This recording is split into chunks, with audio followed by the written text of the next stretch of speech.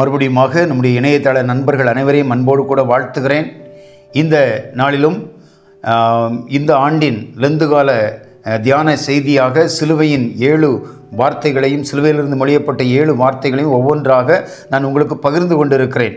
இதுவரையிலும் 4 வார்த்தைகளை பகிர்ந்திருந்தேன். இப்பொழுது 5வது வார்த்தை தாகமாயிருக்கிறேன் என்று இயேசு மொழிந்த அந்த வார்த்தையை உங்களோடு கூட தாக்கம் உண்டாக்கும் தாகம் என்ற தலைப்பில் நான் பகிர்ந்து கொள்ள ஆசைப்படுகிறேன். இதுவரையிலும் எங்களுடைய சேனலை நீங்கள் சப்ஸ்கிரைப் பண்ணாமல் இருந்தால் சப்ஸ்கிரைப் பண்ணுங்கள். உங்களுக்கு பிடித்திருக்குமானால் நிறைய பாடல்கள் உண்டு, லெந்துகால பாடல்கள் உண்டு, அதே போல் பொதுவான பாடல்கள், நிறைய பாடல்கள் உண்டு, ஹிந்தி பாடல்கள் உண்டு, மலையாள பாடல்கள் உண்டு. எல்லாவற்றையும் நீங்கள் கேட்டு மகிழுங்கள். மற்றவர்களுக்கும் இதை ஷேர் பண்ணுங்கள். எங்களுடைய ஊழியங்களுக்காக நீங்கள் ஜெபித்துக் கொள்ளுங்கள். கர்த்தர் உங்கள் யாவரையும் ஆசீர்வதிப்பாராக.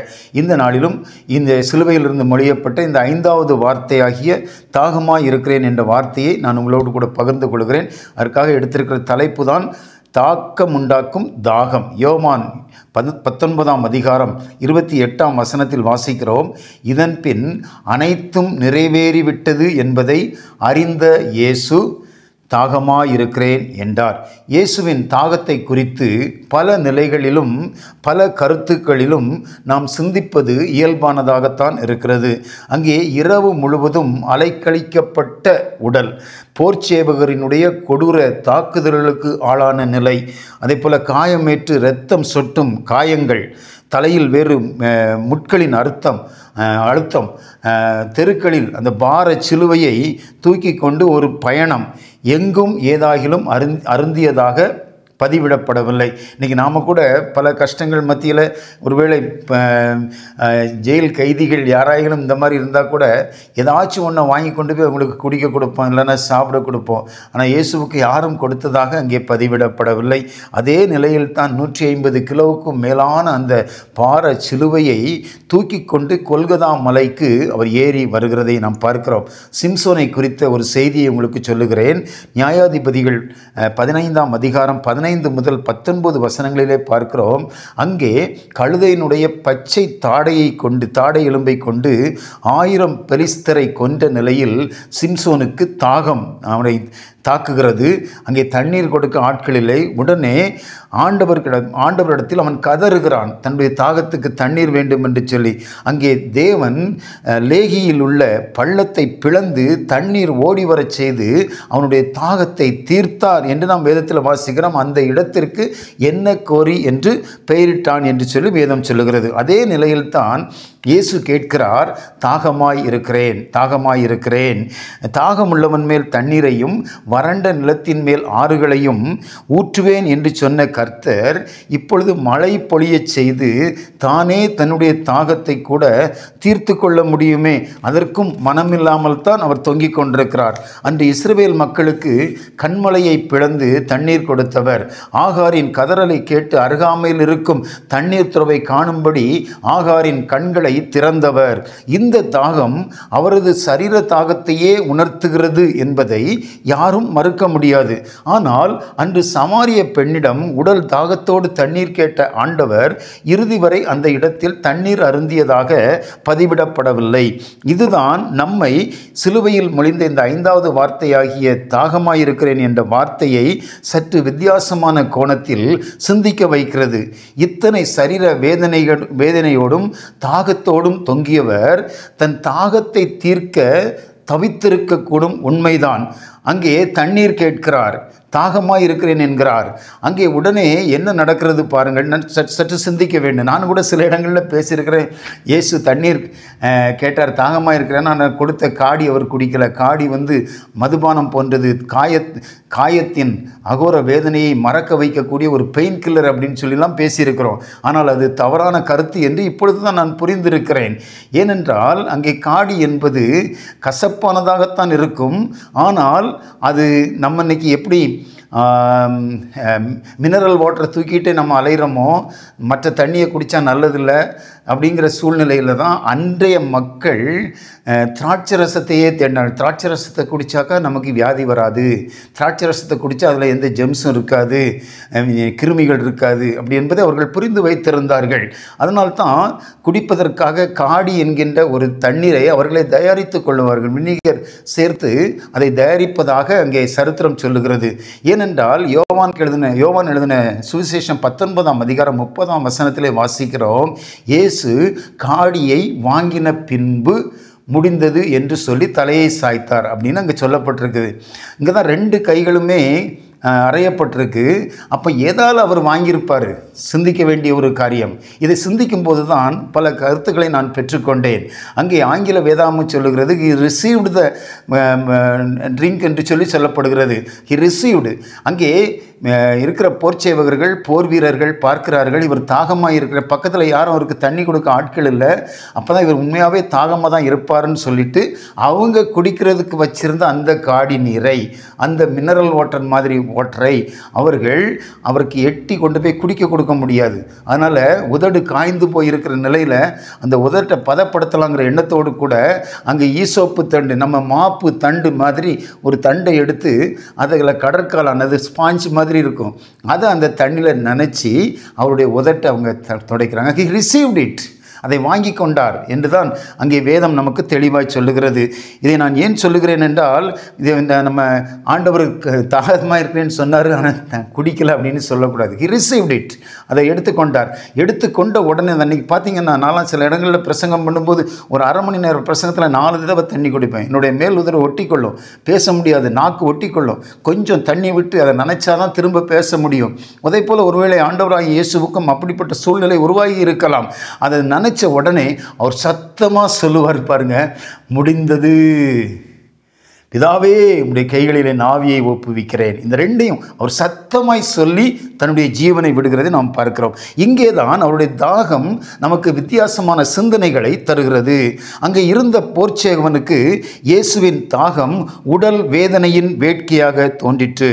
அந்த சிலுவையின் கீழ் ஆண்டவராகிய இயேசுவினுடைய உண்மையான தாகம் என்பதை அந்த நாட்களில் புரிந்து கொள்ள ஆட்களில் தண்ணீர் தரக்கூட வெளி ஆட்கள் யாருமே இல்லைங்க. ஆமோஸ் 8ஆம் அதிகாரம் 11ஆம் வசனம் சொல்லுகிறது, ஜலக்குறையினால் உண்டான தாகம் அல்ல. ஆண்டவராக இயேசு கிறிஸ்து தாகம் வந்து வெறும் ஜலக்குறைவினால் உண்டான தாகம் அல்ல, அவருடைய தாகம் வித்தியாசமான தாகம். அதனால தான் அன்றைக்கி சமாரியா ஸ்திரியோட அவர் பேசும் பொழுது தண்ணி கேட்டார், குடிக்கிறதுக்கு தான் கேட்டார். ஆனால் அந்த சமாரியா பகுதியவே ரட்சிக்க வேண்டும் என்கின்ற தாகம் அவருக்குள் இருந்தபடினால் அவர் அங்கே தண்ணீர் அருந்தியதாக அங்கே நமக்கு சொல்லப்படவில்லை. நாம் சிந்திக்க வேண்டும். ஆகவே தான் ஆத்துமாக்கள் மீது அவருக்கு இருந்த தாகத்தையும் இந்த வார்த்தை உணர்த்துகிறது. ஆகவேதான் தாக்கம் உண்டாக்கும் தாகம் என்ற தலைப்பில் இந்த 5வது வார்த்தையை தியானித்துக் கொண்டிருக்கிறோம். இந்த ஆண்டுக்கான இந்த லெந்து கால செய்தியில் இந்த 7 வசனங்களையும் கொஞ்சம் வித்தியாசமான முறையில் சுருக்கமாக நான் உங்களுக்கு வழங்கி கொண்டிருக்கிறேன். இந்த ஆண்டு செய்தியில் 3 விதமான வித்தியாசமான தாக்கங்களை, தாகம் வழங்கும் தாக்கங்களை உங்கள் மத்தியிலே நான் சமர்ப்பிக்கப் போகிறேன். முதலாவதாக, உலக மக்களின் சமாதானத்திற்கான தாகம். பொதுவாக நம்முடைய குடும்ப உறவுகளின் பிரிவுகளின் நிமித்தமாக நான் ஒரு வார்த்தை சொல்லுவேன், நான் செத்தாலும் அவன் வீட்டில் போய் பச்சை தண்ணி கூட குடிக்க மாட்டேன்னு சொல்லுவான். செத்த பிறகு எங்கே போய் தண்ணி குடிக்கிறது? இதற்குள்ள ஒரு வெளிப்பாடு இருக்குது. என்ன வெளிப்பாடு அப்படின்னு சொன்னால், சாவுக்கு முன்னாடி சமாதானம் ஆகிடுங்க. சமாதானம் ஆனீங்கன்னா தான் குடிக்க தண்ணியாச்சும் கிடைக்கும், இல்லைன்னா அநாத போனமாக தான் சாக வேண்டியது இருக்கும். இதை புரிந்து கொள்ள வேண்டும். இயேசுவை சமாதான பிரபு, சமாதான காரணர் என்றெல்லாம் நாம் பெயரிடுகிறோம். அப்படிப்பட்ட இயேசுவின் சிலுவை பாடுகளுக்கான பிரதான நோக்கம் என்னவென்றால், நமக்கு சமாதானத்தை கொண்டு வரும் ஆக்கினை, தண்டனை அவர் மேல் வந்தது. அதனால தான் அவரது மரணத்திற்கு பிறகு பூட்டிய வீட்டிற்குள் கிடந்த அந்த பயந்தாங்கொள்ளி சீடர்கள்ட்ட போய் அவர் சொன்ன வார்த்தை, உங்களுக்கு சமாதானம், உங்களுக்கு சமாதானம். சமாதானம். அந்த சமாதானம்தான் உலகையே தலைகீழாக மாற்றக்கூடிய ஆற்றலை அவர்களுக்குள் கொண்டு வந்தது. ஆகவே தான் நான் சொல்லுகிறேன், இயேசுவின் தாகம் பிரதானமாக நமக்கு உணர்த்துவது அனைத்து மக்களும் தங்கள் தனிப்பட்ட வாழ்விலும், சபை வாழ்விலும், தங்கள் ஊழிய வாழ்விலும், தங்கள் குடும்ப வாழ்விலும் சமாதானத்தோடு வாழ வேண்டும் என்பதுதான் ஆண்டவருடைய தாகம். அந்த தாகம் கொண்டு வந்திருக்கிற தாக்கம் இதுதான். இரண்டாவதாக பார்க்கிறோம், உலக மக்களின் ரட்சிப்புக்கான தாகம். உலக மக்களின் ரட்சிப்புக்கான தாகம். உலக மக்கள் அனைவரின் மீட்புக்காகவும் உலகில் மனிதனாக அனுப்பப்பட்ட தெய்வ குமாரன் தான் இயேசு என்பதை நாம் புரிந்து கொள்ள வேண்டும். ஐயா, அம்மா, ஆமோஸ் தீர்க்கதரிசி சொல்லி வைத்துள்ள பிரகாரம் இது ஜலக்குறைவினால் வந்த தாகம் அல்ல. மனிதர்களாகிய நாம் அனைவரும் பாவத்திலிருந்து மீட்கப்பட்டவர்களாக ரட்சிப்புக்குள் வழிநடத்தப்பட வேண்டும் என்பதுதான் இயேசுவினுடைய தாகம். அவரது பிறப்பை குறித்து தூதன் அறிவிக்கும் போது சொல்லுகிறான், இன்று கர்த்தராகிய கிறிஸ்து எனும் இரட்சகர் பிறந்திருக்கிறார். ரட்சிப்பு என்பது எல்லாருக்கும் பொதுவானது, எல்லாருக்கும் பொதுவானது. நாம் யாரையும் புறக்கணித்து விடக்கூடாது என்பதை இயேசு பேதுருவுக்கு அப்போஸ்தலர் நடபடிகள் 10ஆம் அதிகாரம் 28ஆம் வசனத்தில் அந்த கொர்நேலியுடைய சம்பவத்தின் மத்தியில் அவர் அழகாக விளக்கி காண்பித்திருக்கிறார். ரட்சிப்பு என்பது கர்த்தராகிய இயேசு கிறிஸ்துவை விசுவாசிக்கும் போது நமக்கு கிடைக்கிறது. ஆகவே தான் அவரை நாம் இரட்சகர் என்கிறோம். மீட்பு என்பது நம்முடைய பாவங்கள் மன்னிக்கப்படும் போது அந்த மீட்பை பெறுகிறோம். ஆகையினால் தான் அவரை நாம் மீட்பர் என்கிறோம். ஏசாயா 53ஆம் அதிகாரம் 54ஆம் அதிகாரங்களை நீங்கள் இணைத்து படித்து பாருங்கள், சில உண்மைகள் உங்களுக்கு புரியும். ஏசாயா 53ஆம் அதிகாரம் 4ஆம் வசனம் சொல்லுகிறது, மெய்யாகவே அவர் நம்முடைய பாடுகளை ஏற்றுக்கொண்டு நம்முடைய துக்கங்களை சுமந்தார் என்பதை விசுவாசிப்பதுதான் ரட்சிப்பு. இந்த ரட்சிப்பை பெற்றுக்கொண்டவர்களுக்கு வழங்கப்படுகிற வாக்குத்தத்தத்தின் அதிகாரம்தான் 54ஆம் அதிகாரம். It's a chapter of God's promises. அந்த 17 வசனங்களுக்குள்ளும் நூற்றுக்கணக்கான வாக்குத்தத்தங்கள் அங்கே உள்ளடங்கி இருக்கிறது. உதாரணமாக ஒரு வசனத்தை சொல்லுகிறேன், கேளுங்கள். 13ஆம் வசனத்தை பாருங்கள். சமாதானத்தை குறித்து என்ன சொல்லப்படுகிறது? உன் பிள்ளைகள் எல்லாரும் கர்த்தரால் போதிக்கப்படுவார்கள். உன் பிள்ளைகளுடைய சமாதானம் பெரிதாயிருக்கும், பெரிதாயிருக்கும். இந்த ரட்சிப்பின் அவசியத்தை அன்னைக்கு ஆதி திருச்சபை அறிந்து வைத்திருந்ததனால்தான் லூக்கா சுவிசேஷகன் அப்போஸ்தலர் நடபடிகளை எழுதும் பொழுது மிக தெளிவாக அங்கே சில மேற்றுகளை போடுறாரு பாருங்க. அப்போஸ்தலர் நடபடிகள் 2ஆம் அதிகாரம் 42 முதல் 47 வசனங்கள், அந்த 6 வசனங்களை நீங்கள் எடுத்துக்கொள்ளுங்கள். அதற்குள் 12+1 மேட்டர் இருக்கிறது, 13 மேட்டர். நான் சீஷர்கள் இயேசு என்கின்றதை வைத்து சொல்கிறேன். 12+1 மேட்டர்ஸ், 13 காரியங்களை அவர் சொல்றாரு பாருங்க அந்த 6 வசனத்துக்குள்ள. நான் அதை சொல்றேன், கொஞ்சம் கவனிங்க. அங்கே அந்த அன்று சபைக்குள் இருந்தது அப்போஸ்தல உபதேசம், செழிப்பு உபதேசம் அல்ல. அப்போஸ்தல உபதேசம் என்பது இயேசுவின் பாடுகளை உள்ளடக்கியது. அதன் மூலமாக நாம் பெற்றுக்கொள்ளக்கூடிய பாவ மன்னிப்பை உள்ளடக்கியது, மனம் திரும்புதலை உள்ளடக்கியது. இரண்டாவதாக அந்யோன்யம், அங்கே பிரிவினைகளுக்கு இடமே இல்லை. மூன்றாவதாக ஐக்கிய விருந்து, அங்கே பசிக்கு இடமே இல்லை. நான்காவதாக ஜெபம் பண்ணுதல். இன்னைக்கு பார்த்தீங்கன்னா ஜெபம் பண்ணுறதுக்கு கூப்பிட்ட சர்ச்சில் எவ்வளோ பேர் வராங்க? 4000 பேர் 3000 பேர் இருக்கிற சபையில் ஒரு ஜெப கூட்டத்துக்குன்னு கூப்பிட்டு பாருங்க, எத்தனை பேர் வருவாங்க? ஃபாஸ்டிங் ப்ரேயருக்கு கூப்பிடுங்க, எத்தனை பேர் வருவாங்க? உபவாச கூடுகைன்னு கூப்பிடுங்க, எத்தனை பேர் வருவாங்க? எல்லாரும் ஞாயிற்றுக்கிழமை ஆராதனைக்கு வருவாங்க. ஞாயிற்றுக்கிழமை ஆராதனைக்கு வர்றவங்கெல்லாம் ஜெபிக்கிறதுக்கு தான் வர்றாங்கன்னு நினைக்கிறீங்களா? அங்கே தான் நாம் ஏமாந்து கொண்டிருக்கிறோம். எனக்கு அருமையான என் அன்பின் தேவ பிள்ளைகளே, நாம் நம்முடைய வாழ்க்கையில் ஜெபம் பண்ணுவதற்கென்று நேரங்களை நாம் ஒதுக்கி திருச்சபைகளுக்கு ஓடோடி நாம் ஜெபிக்கும் பொழுதுதான் தேசம் சேமமடையும் என்பதை வேதம் தெளிவாய் சொல்லுகிறது. ஐந்தாவதாக பார்க்கிறோம், அற்புதங்கள் அடையாளங்கள் எங்கே நடக்கணும் தெரியுமா? நம்முடைய சபைக்குள்ளே, நம்முடைய வீட்டுக்குள்ளே தான் நடக்கணும். இதை விட்டுட்டு நாம் இன்னைக்கு அதை தேடி பல இடங்களுக்கும் நாம் ஓடிக்கொண்டிருக்கிறோம். ஆறாவதாக பார்க்கிறோம், சொத்துக்கள் அங்கே பொதுவுடைமை, பாசிச கொள்கைகளுக்கு அங்கே இடமே இல்லை என்பதை நாம் புரிந்து கொள்ள வேண்டும். ஏழாவதாக உள்ளது அனைத்தையும் பகிர்ந்தளிப்பதை நாம் பார்க்கிறோம். அதன் அர்த்தம் என்னவென்றால் அங்கே சுய ஆடம்பரத்துக்கு அங்கே இடமில்லை. 7வதாக பார்க்கிறோம் ஒருமனப்பாடு, பிரித்தாளும் கொள்கை இல்லை. இன்றைக்கி நம்ம சபையில் ஏதாவது டெடிகேஷன் டே வந்துச்சுன்னா, இல்லாத விசேஷ நாட்கள் வந்துச்சுன்னா, சபையின் அஸ்திபாரம் என்று சொல்லி ஒரு பாட்டை நாம் பாடுகிறோம், த சர்ச்சஸ் ஒன் ஃபவுண்டேஷன். இந்த பாடலை எத்தனை பேர் புரிந்து பாடுகிறார்கள்? கொஞ்சம் யோசித்து பாருங்கள். அது அத்தனையும் ஒருமனப்பாட்டை உள்ளடக்கி இருக்கிற ஒரு பாடல். 9வதாக பார்க்கிறோம் தேவாலயத்தில் கூடி வர்றதல். தேவாலயத்தில் நாம் கூடி வரும்போது அங்கே சுய பெருமைகளுக்கு இடமே இருக்கக்கூடாது.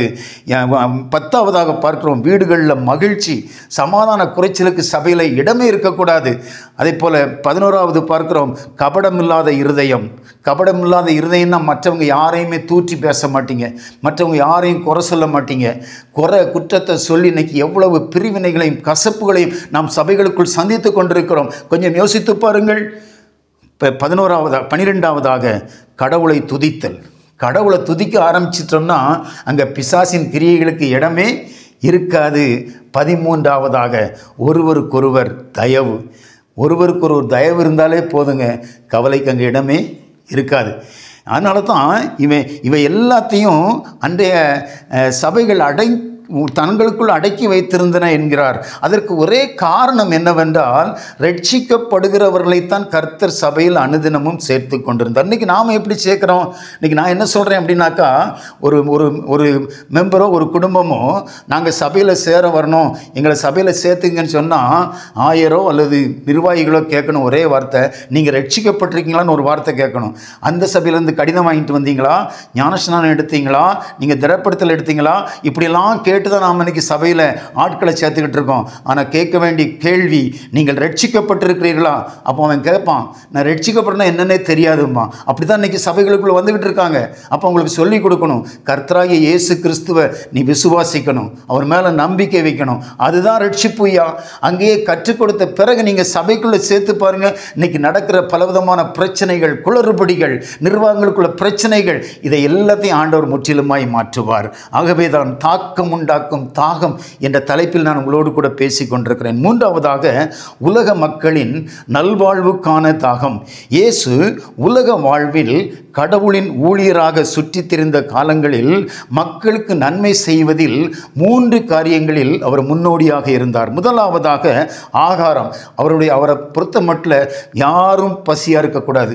யாரும் பசியாக இருக்கிறத இயேசுவால் சகிக்கவும் முடியாது. மார்க் 8ஆம் அதிகாரம் 1ஆம் 2ஆம் வசனங்களில் வாசிக்கிறோம். மக்கள் 3 நாட்களாக சாப்பிடாமல் இருந்துட்டாங்க. அவங்களோடு இருந்தபோது சீடர்கிட்ட சொல்லுவார், நான் இவர்களுக்காக பரிதபிக்கிறேன் என்று சொன்னதோடு நின்று விடவில்லை. 7 அப்பங்களையும் சில சிறு மீன்களையும் கொண்டு 4000 பேரையும் போஷித்து அனுப்பினார் என்று சொல்லி வாசிக்கிறோம். 2வதாக அவர்கிட்ட இருந்த ஒரு பண்பு என்னன்னா, மக்கள் மேல் கொண்டிருந்த அன்பின் பண்பு என்னன்னா, ஆரோக்கியமாக இருக்கணும். நோயுற்றவங்களுக்கெல்லாம் சுகம் தந்தார். 12 வருட பெரும்பாடுள்ள ஸ்திரியை எல்லாரும் விரட்டினாங்க, ஆனால் அவர் சுகம் கொடுத்தார். 38 வருட படுக்கையில் இருந்தவனை தேடி பெதஸ்தா குளத்தண்டைக்கு போனார். திமிர்வாதக்காரனை கூரையை பிரித்து இறக்குனாங்க. இன்றைக்கி நம்ம ஊழியர்கள்ட்ட செய்து பாருங்கள், பார்க்கலாம். அப்பாயின்மெண்ட் இல்லாமலே இன்றைக்கி பார்க்க முடியாது ஊழியக்காரங்களெல்லாம். அதிலும் கொஞ்சம் சுகம் கொடுக்காங்க, சுகமளிக்கிற பிரசங்கி மாதிரினா போதும். என்ன கூட்டம், என்ன அப்பாயின்மெண்ட்டு, என்ன அதுக்கு எத்தனை வேலைகளை தாண்டி நம்ம போக வேண்டியிருக்கு. கொஞ்சம் யோசிச்சு பாருங்கள். அப்படியே தூக்கி இறக்கிட்டாங்க. அக்செப்டட். அவனுக்கு சுகத்தை கொடுக்கிறார். ஆரோக்கியம். 3வதாக ஆனந்தத்தை கொடுக்கிறவர். ஆகாரம், ஆரோக்கியம், ஆனந்தம். இதுதான் மக்களுக்காக இயேசு வழங்கி கொண்டிருந்த முன்னோடி பண்புகள். கவலையோடு இருக்கிறவங்களுக்கு ஆறுதலும் மகிழ்ச்சியும் கொடுத்தார். துயரத்தில் இருக்கிறவர்களை தேற்றினார். அழுவோரோடு சேர்ந்து அழுதார். லாசருவின் குடும்பத்தில் ஆனந்தத்தை கொண்டு வந்தார். அவருடைய பிறப்பில் அறிவிக்கப்பட்ட செய்தி இதுதான். இதோ எல்லா ஜனத்துக்கும் மிகுந்த சந்தோஷத்தை உண்டாக்கும் நற்செய்தியாகவே இயேசுவின் பிறப்பு அறிவிக்கப்பட்டது. இன்று இயேசுவின் தாகம் என்னவென்றால், உலக மக்கள் அனைவருக்கும் நன்மை செய்கிறவர்களாக நீங்களும் நானும் சுற்றி வர வேண்டும். Now I am going to conclude. இந்த 5வது சிலுவை திருமொழி, தாகமாயிருக்கிறேன், எல்லா தீர்க்க தரிசனங்களும் நிறைவேறிய சூழ்நிலையில் இயேசு சொல்லுகிற வார்த்தை, தாகமாயிருக்கிறேன். இது தண்ணீர் தாகமல்ல, தன் ஊழியத்தின் தாக்கத்தை குறித்த தாகம். அனைவரும் சமாதானத்தோடு இருக்க வேண்டும், அனைவரும் ரட்சிக்கப்பட வேண்டும், அனைவரும் நன்மை செய்கிறவர்களாக சுற்றி வர வேண்டும். ஒரு நிமிடம் தலைகளை தாழ்த்தி நம் ஆண்டவரை நோக்கி பார்ப்போம். எங்களை நேசிக்கிற நல்ல ஆண்டவரே, மரித்து உயிர்த்த தேவாதி தேவனே, உம்மை நாங்கள் துதிக்கிறோம், உம்மை ஸ்தோத்தரிக்கிறோம். இந்த ஆண்டிலும் இப்படிப்பட்ட ஒரு செய்தியை நீர் எங்கள் ஆண்டவரே இணையதள நண்பர்களுக்கு வழங்கி கொண்டிருப்பதற்காக நன்றி செலுத்துகிறோம். இதை கேட்கிறவர்கள், கேட்க இருக்கிறவர்கள் உலகின் எந்த மூலையில் இருந்தாலும் ஆண்டவரே அவர்களை சென்றடையும் போது உம்முடைய ஆவியின் வார்த்தை அவர்களுக்குள்ளே கடந்து செல்ல வேண்டுமாய் ஜெபிக்கிறோம். ஆண்டவரே அவர்களுக்கு தேவையான நன்மைகளை தாரும், அவருடைய தாகங்களை நீர் தீர்த்து ஆண்டவரே உம்முடைய ரட்சிப்பை, உம்முடைய மீட்பையும் ஆண்டவரை பெற்றுக்கொண்டு உலக மக்கள் அனைவரும் நன்மை செய்கிறவர்களாய் சுற்றித் திரிய கர்த்தர் நீர் உதவி செய்ய வேண்டும் என்று ஜெபிக்கிறோம். இந்த நாட்களை ஆசீர்வதித்து தாரும் ஆண்டவரே. ஆங்காங்கே தங்களுடைய பணிகள், தொழில்கள் நிமித்தமாய் அலைந்து திரிகிற மக்களுக்கு ஏற்ற நல்ல வருமானங்களை தந்து பிள்ளைகளை நீர் உயர்த்த வேண்டுமாய் நாங்கள் ஜெபிக்கிறோம். குடும்பங்களை ஆசீர்வதியும் ஆண்டவரை. படிக்கிற அன்பு பிள்ளைகளுக்காக ஜெபிக்கிறோம். சிறுவர் முதல் பெரியோர் வரை ஒவ்வொருவரையும் நாங்கள் ஆசீர்வதிக்கிறோம். உம்முடைய ஆசீர்வாதம் நிறைவாய் தங்கி இருக்கட்டும். இயேசுவின் மூலம் ஜெபிக்கிறோம் நல்ல பிதாவே.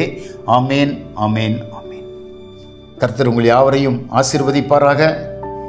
எங்கள் சேனலை சப்ஸ்கிரைப் பண்ணுங்கள், மற்றவர்களுக்கும் இதை நீங்கள் அறிமுகப்படுத்துங்கள். God bless you.